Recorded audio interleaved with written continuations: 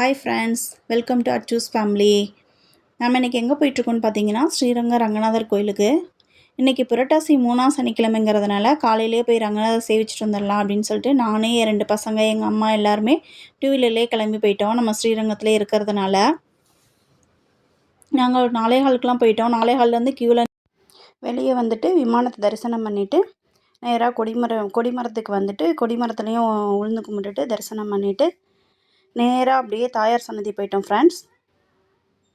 தாயார் சன்னதி வந்துட்டு தாயாரை சேவிச்சுட்டு அங்கேயும் கும்பலாக இருந்தது. நேராக போய் தாயாரை சேவிச்சுட்டு மறுபடியும் நேராக வெள்ளகோபுரம் வந்துட்டு வெள்ளகோபுரத்துலேருந்து ராமானுஜர் சன்னதி போயிட்டோம். ராமானுஜர் சன்னதியிலேருந்து நம்ம சக்கரத்தாழ்வரையும் சேவிச்சுட்டு இடையில ஒரு ஆஞ்சநேயர் இருப்பார், அவரையும் தரிசிச்சுட்டு வந்தாச்சு வெளியே. என் குழந்தைங்க அழகாக ஒரு ஃபோட்டோ எடுத்தாங்க. அப்புறம் வீட்டுக்கு வந்துட்டு இன்றைக்கி புரட்டாசி 3ஆம் சனிக்கிழமை மாவிளக்கும் வடமலையும் போட்டு பெருமாளுக்கு நைவேத்தியம் பண்ணிவிட்டு மலையேற்றியாச்சு அவரை. அப்புறம் நான் ஈவினிங் வந்து சத்யநாராயண பூஜை பண்ணேன் ஃப்ரெண்ட்ஸ். இன்றைக்கி புரட்டாசி பௌர்ணமிலையும் பண்ணலாம், புரட்டாசி சனிக்கிழமையிலையும் பண்ணலாம். இது ரொம்ப எஃபெக்டிவான பவரான விரதம். அதை எப்படி பண்ணலான்னு பார்க்கலாம். முதல்ல பிள்ளையார் பிடிச்சி வச்சுக்கணும், அப்புறம் கோலம் போட்டுக்கணும். இது ஐஸ்வர்ய கோலம் ஒரு மணப்பலகையில். அப்புறம் சத்யநாராயண படம் மிக முக்கியம். இந்த பூஜைக்கு முக்கியமான படம் இதுதான். அப்புறம் நம்ம எப்பயுமே கலசட்டி பண்ணுற மாதிரி தீர்த்தம் எல்லாம் மங்கள பொருட்கள்லாம் போட்டு ரெடி பண்ணி வச்சுக்கணும். தேங்காயில் மஞ்சள் பூசிக்கணும். மஞ்சள் பூசிட்டு நம்ம எப்படி விரதத்துக்கு ரெடி பண்ணுறோமோ, ஒவ்வொரு பூஜைக்கு எப்படி ரெடி பண்ணுறோமோ அதே அஸ்யூஷுவல் அதே மாதிரியே ரெடி பண்ணிவிட்டு மாவிளை துளசி பூ எல்லாமே வச்சு ரெடி பண்ணிவிட்டு தேங்காய் உடச்சி வச்சுக்கணும், வெத்தலை பாக்கு வச்சுக்கணும். இங்கே நான் காமிக்கிறது எப்படின்னா, நவக்கிரக பூஜைக்கு இந்த நவதானியத்தை வச்சுருக்கேன். ஒவ்வொருத்தவங்க வஸ்திரம் வச்சு பண்ணுவாங்க, நம்ம நவதானியம் வச்சு பண்ணலாம். அதுக்கப்புறம் சத்யநாராயண பூஜை முடித்த பிறகு காயின் வச்சு பூஜை பண்ணோம். இதுவுமே 5 நெய்வேத்தியம் வச்சுட்டு நம்ம இந்த குங்குமம், அட்சதை, மஞ்சள் இதெல்லாம் எடுத்து வச்சுக்கணும்.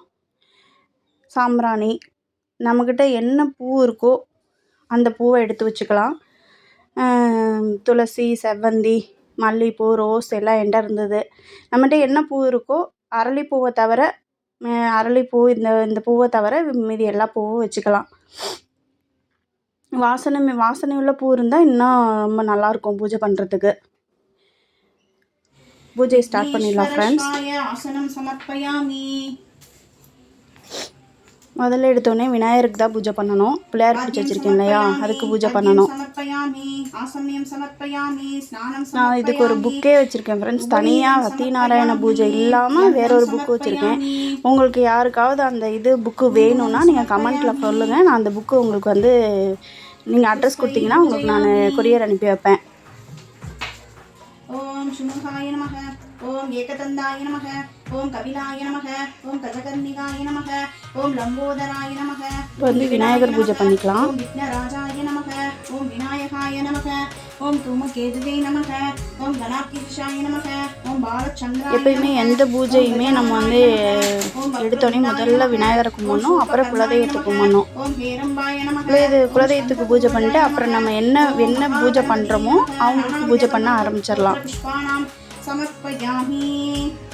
அன்னைக்கு உண்டான நம்ம வந்து பஞ்சாங்கத்தில் என்னென்ன திதி நட்சத்திரம், நம்மளை அன்னைக்கு என்ன நாள் அதெல்லாம் சொல்லிட்டு தான் நம்ம பூஜை பண்ணால் கொஞ்சம் கரெக்டாக இருக்கும். ரூல் ஆஃப் த பூஜையாக இருக்கும்.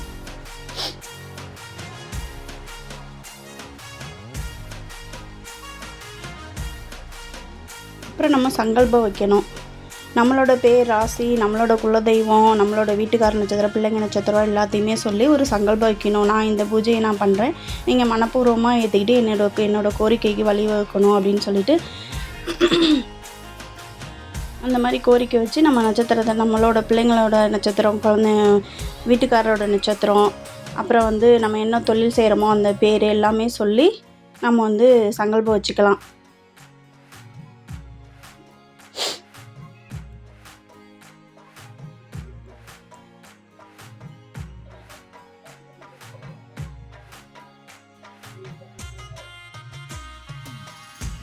முதல்ல எடுத்தோடனே சூரியனுக்கு தான் ஃப்ரெண்ட்ஸ் நவகிரக பூஜை பண்ணணும். சூரியனுக்கு அடுத்து சந்திரனுக்கு, அப்படியே நம்ம வரிசையாக குருவுக்கு, சுக்கிரனுக்கு, புதனுக்கு, ராகுவுக்கு, கேதுவுக்கு, சனீஸ்வர பகவானுக்கு, கடைசியாக செவ்வாய் பகவானுக்கு பண்ணிவிட்டு நம்ம தனியாக ஒரு நெய்வேத்தியம் வச்சுக்கணும். வெத்தலை பாக்கு வச்சு அவங்கவுங்க மேலே ஒரு ஸ்லோகம் சொல்லி, சீலமாய் வாழ சிறல் புரியும். ஒவ்வொரு நவகிரகத்துக்கும் ஒவ்வொரு தமிழ்லேயே ஸ்லோகம் இருக்குது. நீங்கள் சமஸ்கிருதத்தில் தெரியலனாலும் தமிழ்லேயே சொல்லலாம், ஒன்றும் பிரச்சனை இல்லை. தனியாக நெய்வேத்தியம் வச்சு நெய்வேத்தியம் பண்ணிவிட்டு அதுக்கப்புறம் அஷ்டதிக்கு பாலகர்கள் இருக்காங்க. இந்திரன், அக்னி, வருணன் இவங்களாம் இருக்காங்க. அஷ்டதிக்கு பாலகரில் நினச்சிக்கலாம். நமக்கு ஸ்லோகம் தெரியலனாலும் நினச்சிக்கலாம். இது கொஞ்சம் பெரிய ப்ராசஸ் பூஜை தான். ஆனால் வந்து பண்ண ரொம்ப நமக்கே மனசு ரொம்ப திருப்தியாக இருக்கும்.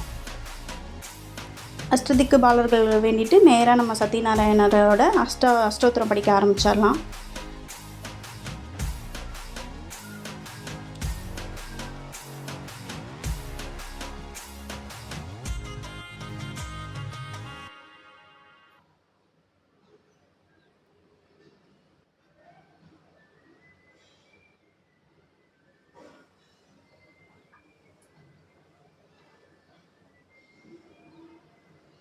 சத்யநாராயணருக்கு பூஜை முடித்தோடனே இப்போ வந்து மகாலட்சுமி தாயாருக்கு நான் சின்ன சிலையை வச்சுருக்கேன். அது உங்களுக்கு தெரியல. நான் அடுத்த தடவை பண்ணும்போது இன்னும் டீட்டெயிலாக நான் உங்களுக்கு காமிக்கிறேன். 108 காயின் வச்சு அம்பாளுக்கு வந்து ஸ்வர்ண பூஜை பண்ணலாம். ₹1 காயினே போதும். அதை முடித்தோடனே நம்ம 5 அத்தியாய கதை கண்டிப்பாக படிக்கணும். அதான் கடைசியில் படிக்கணும். ஒவ்வொரு அத்தியாய கதை படிக்கும்போதும் ஒவ்வொரு நெய்வேத்தியம் பண்ணணும். கடைசியாக தூப தீப ஆராதனை காமிச்சு சிறப்பாக முடிக்கணும்.